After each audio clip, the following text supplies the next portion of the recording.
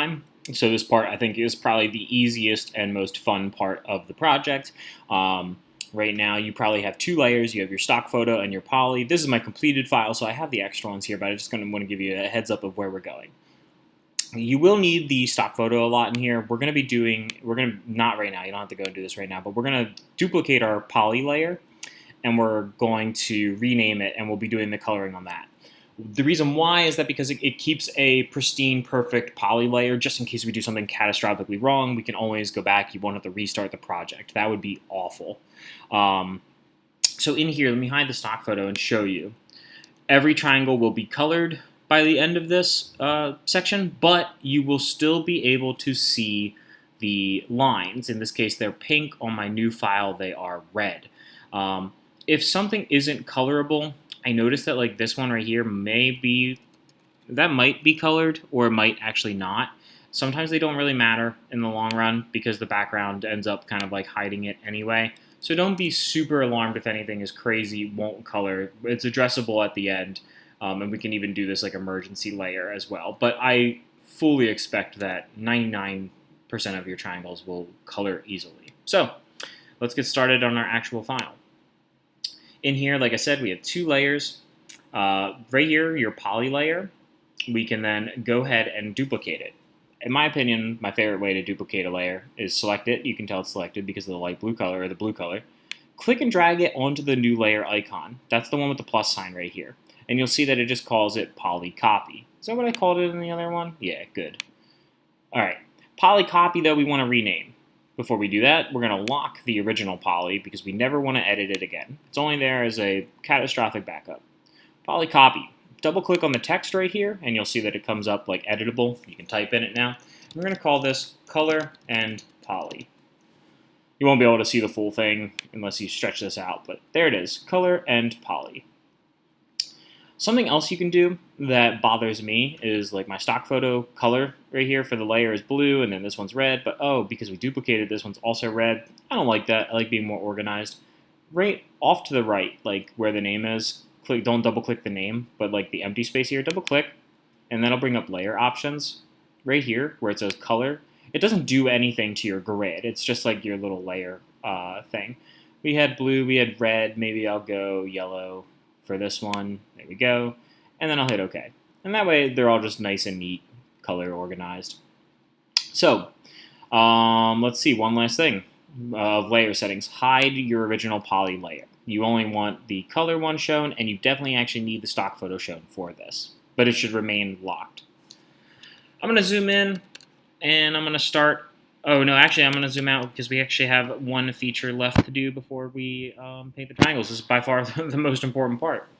Up here in the top left of your tools is the selection tool. Go ahead and grab that one or click on it to select it. And what I want you to do is I want you to click and drag to where you select every triangle. Make sure that it's a big selection. So zoom out with Command minus, grab everything. They should be highlighted in a different color than your grid color. And then we're going to do this. We're going to go to, is it Object? Live Paint. Yep. Go Object on the top of the screen right here. Live Paint down here. And Make. This, depending on the order of projects we did this year, the vector landscape used the same feature. So Object, Live Paint, Make. And then what you can do is just click off into the empty gray space, and you should be good at this point. And it doesn't look like anything changed, but here's how we're going to do this. So let's start at her eye. You're really only going to use two keys, or two tools, the eyedropper and the live paint bucket. But rather than clicking on the tools over here, you can make this go incredibly fast with hotkeys. If you hit the I key on your keyboard, I is an infinite, you'll see that it automatically selects the eyedropper. What the eyedropper does is wherever you click, it will grab that color. So I recommend that you kind of go towards the center of a triangle. You can be zoomed in to the point where I am, where you can see the actual pixels of the color. And I'm going to grab that color. That is, again, I as in infinite. Right below the I key is the K as in kite. K will automatically go to the live paint tool or live paint bucket right here. What you can do then is carefully click inside the triangle that you just eyedroppered, and it will paint that color in that triangle. So I'm going to go to the next one. I for eyedropper, K for paint bucket. I for eyedropper, K. I, K. I, K. I, K.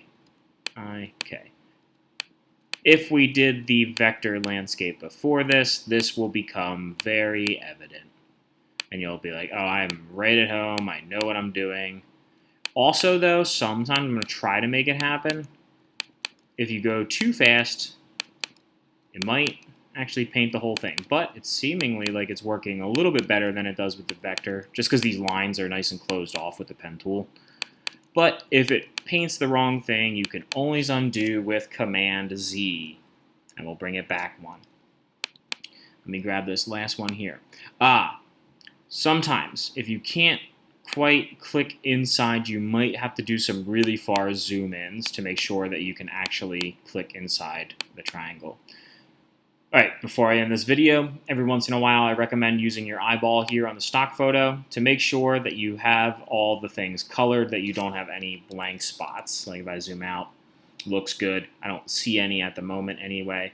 Kind of keep checking that as you go. That way you don't have to come back. It's so annoying when you have to dig around and look for oh, where's my missing spot at the end. So that's it for this video. I will be finishing this up independently, as will you, and then we will reconvene when we are ready to do the next step. So right now, use I and K and fill every single triangle you have. Have fun.